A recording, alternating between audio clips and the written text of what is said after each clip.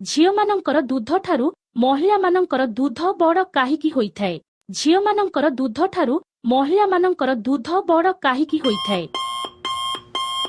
ଉତ୍ତର ମହିଳାମାନଙ୍କର ଦୁଧ ଅଧିକ ଚିପାଚିପି ହେବା କାରଣରୁ ବଡ଼ ହୋଇଥାଏ। ପରବର୍ତ୍ତୀ ପ୍ରଶ୍ନ, ଝିଅର ଦୁଧକୁ କଣ କଲେ ଝିଅଟି ଶିହରି ଉଠିବ? ଝିଅର ଦୁଧକୁ କଣ କଲେ ଝିଅଟି ଶିହରି ଉଠିବ? ଉତ୍ତର, ଝିଅର ଦୁଧ ଭୁଣ୍ଡିକୁ ଆସ୍ତେ କରି ମୋଡ଼ିଦେଲେ ଝିଅଟି ଶିହରି ଉଠିବ। ପରବର୍ତ୍ତୀ ପ୍ରଶ୍ନ, କଣ କହିଲେ ମହିଳାମାନେ ଲିଙ୍ଗ ଚୁଷିବାକୁ ଆଗ୍ରହ କରିବେ? କଣ କହିଲେ ମହିଳାମାନେ ଲିଙ୍ଗ ଚୁଷିବାକୁ ଆଗ୍ରହ କରିବେ? ଉତ୍ତର, ଗିହାଗେହି କଥା କହି ଉତ୍ତେଜିତ କରିଦେଲେ ମହିଳାମାନେ ଲିଙ୍ଗ ଚୁଷିବାକୁ ଆଗ୍ରହ ହେବେ।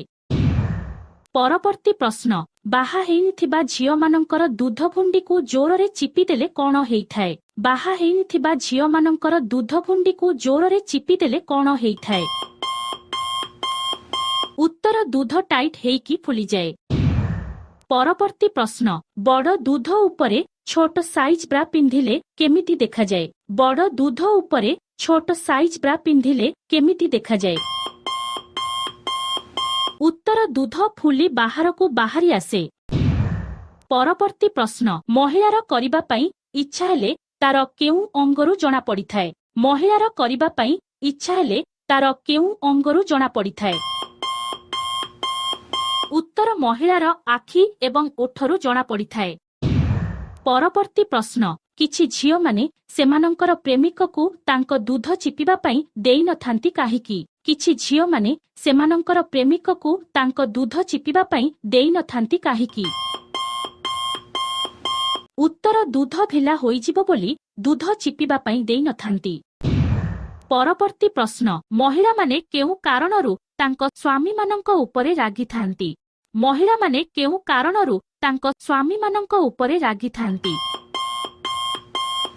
ଉତ୍ତର, ସ୍ୱାମୀମାନଙ୍କର ଲିଙ୍ଗ ଠିକ ସମୟରେ ନ ଉଠିବା କାରଣରୁ ରାଗିଥାନ୍ତି।